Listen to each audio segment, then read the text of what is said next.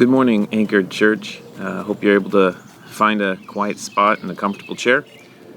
This morning, we'll continue to look at the book of Proverbs together. And we left off a couple weeks ago, having finished chapter 2. So really, when it comes to the book of Proverbs, one of the most well-known chapters is chapter 3. And that's because of a specific passage in this chapter that for many people, it's their favorite passage or their life verse, or at least it's one of their favorites. And you're probably very aware of it. It's verses 5 and 6, where it tells us to not lean on our own understanding, which is such an incredible truth and a great life verse to have. But in this first section of Proverbs 3, I noticed that there are at least 6 different instructions that Solomon gives to his son.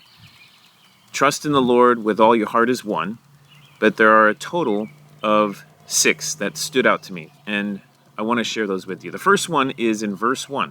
It says, "My son, do not forget my teaching, but let your heart keep my commandments." No matter how old you are, do not forget always applies. Unless we remind ourselves of certain things, we will forget them.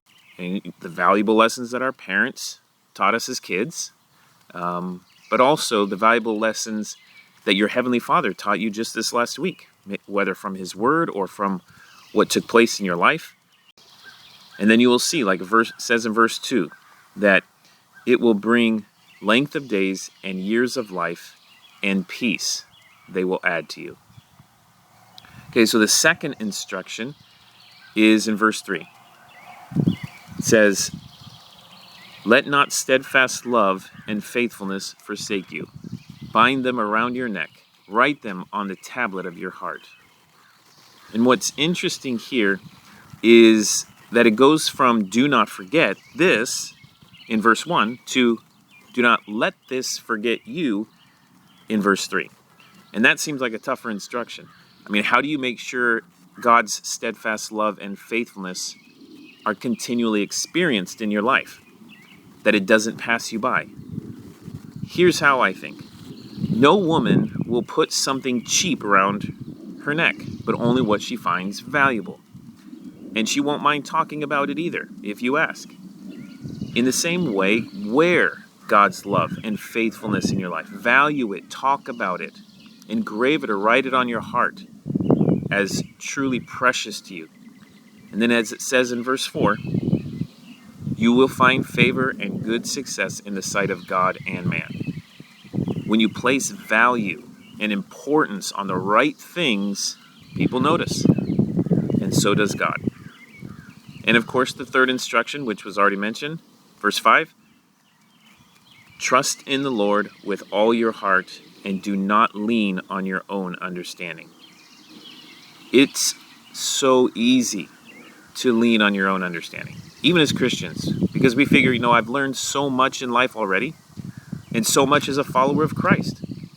I pretty much know what to do now in this situation.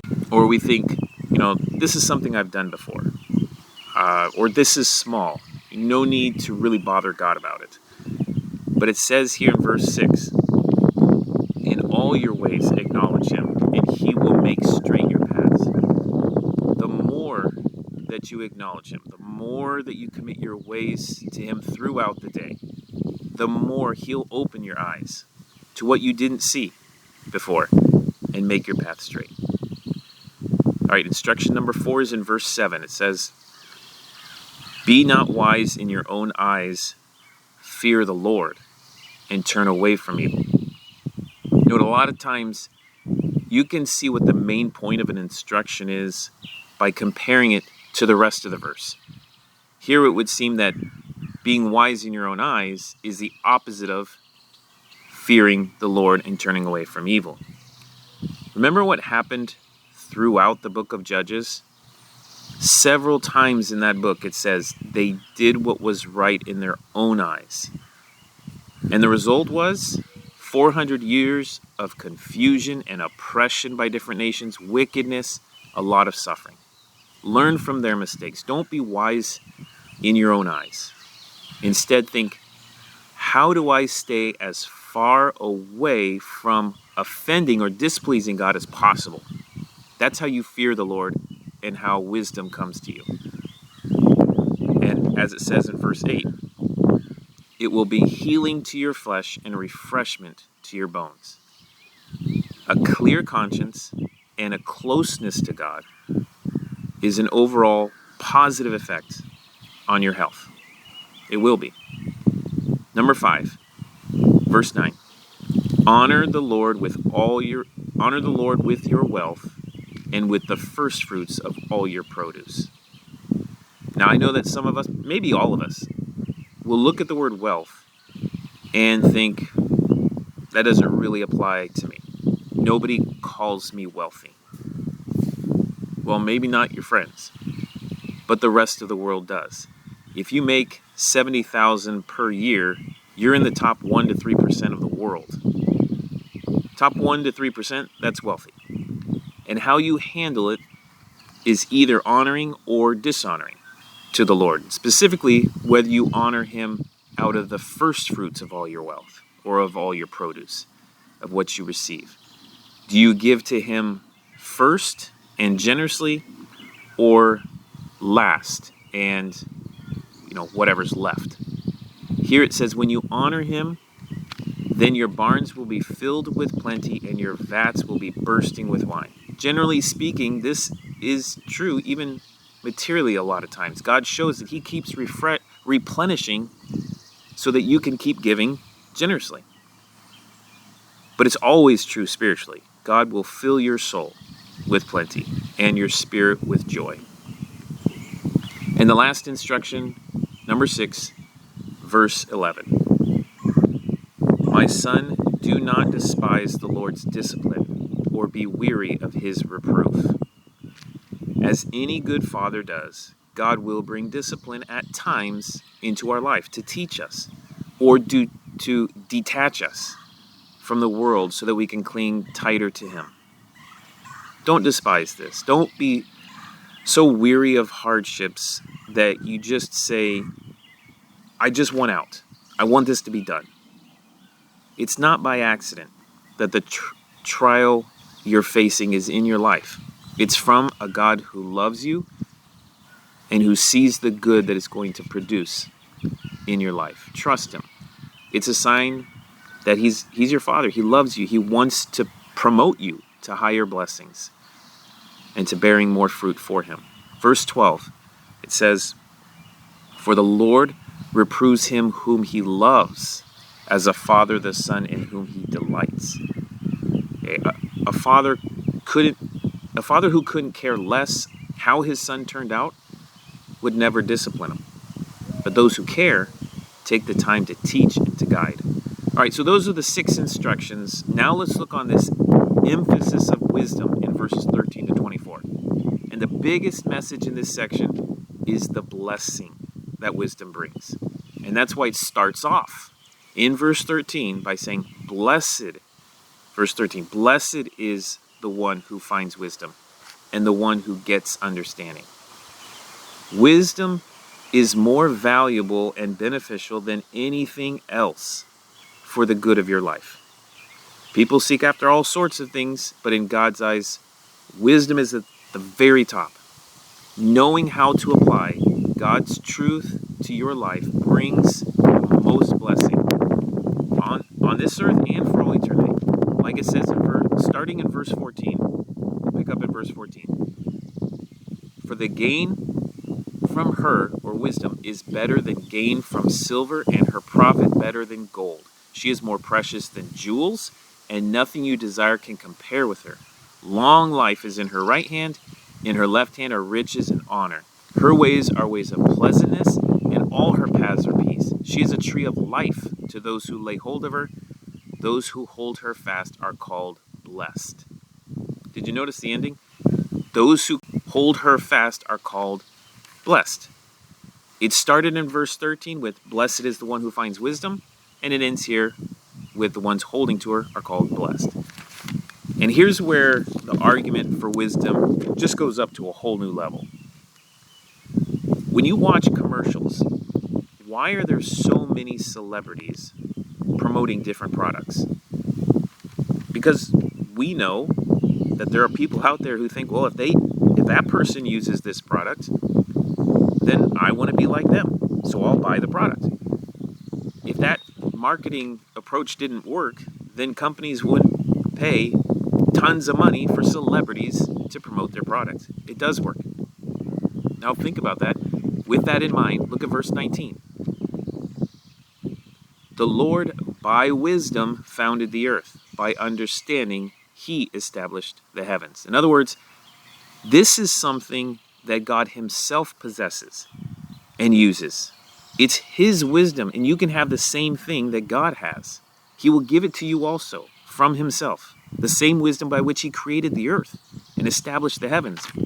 Verse 20, by his knowledge the deeps broke open and the clouds dropped down the dew. This can't be overlooked. It has to be really appreciated. Could anything be more valuable? God offers you his own wisdom that he created the earth with and that he maintains it with. Pick up in verse 21. My son, do not lose sight of these. Keep sound wisdom and discretion, and they will be life for your soul and adornment for your neck. Then you will walk on your way securely, and your foot will not stumble. If you lie down, you will not be afraid. When you lie down, your sleep will be sweet. If God shares his wisdom with you, it'll be security for you, it'll be stability, and as it says, it'll be rest as well. All right, so now the final part, the 5 do nots. Starting in verse 25. Do not be afraid of sudden terror or of the ruin of the wicked when it comes.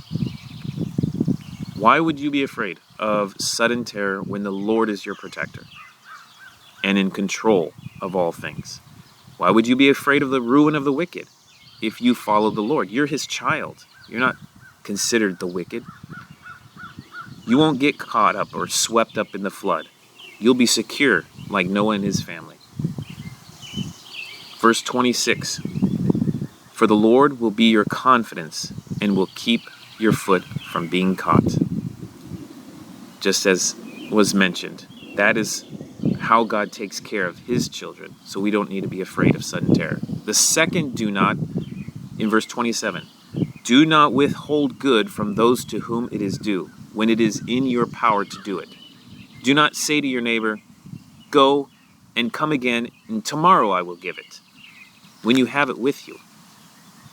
If God is prompting you to be generous and to share with someone in need, don't delay. Don't put it off. Don't play the middle ground of, I want to help, and I'll tell them that I'm willing to help them, but I'm not really ready at this moment to part with what's mine.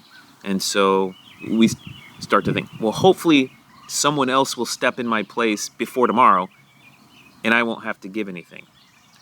But they will still know that I was willing to give something. I was ready to help.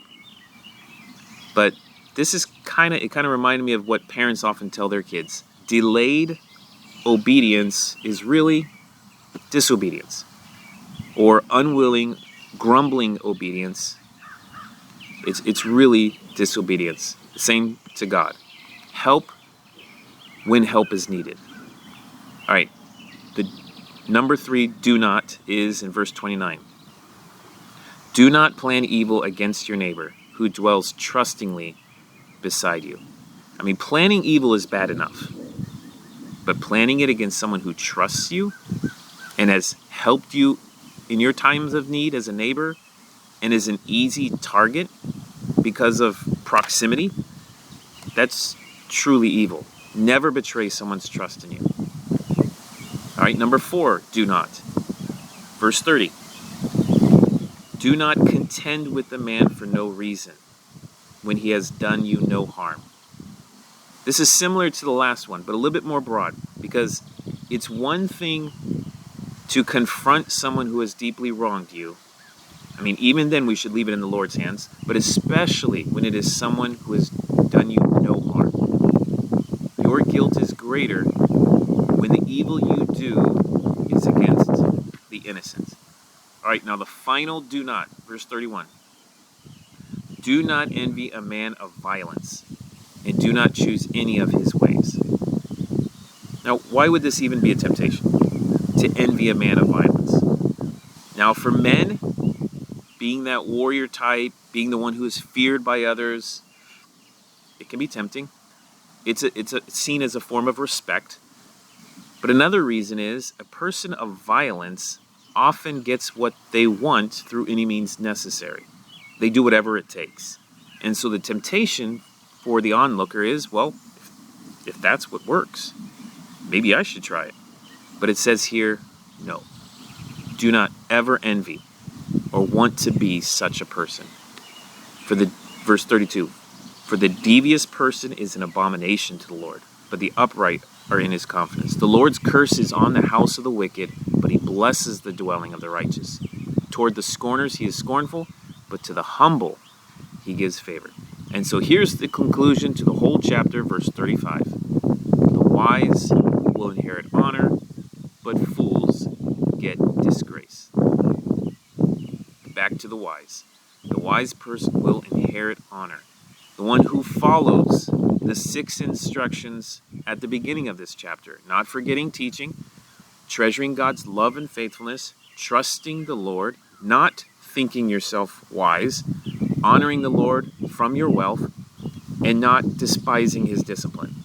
And if you follow these 6 instructions and understand the value of wisdom, which belongs to God himself, and who will share it with you, and you follow these 5 do nots, then you can be sure that you will inherit honor.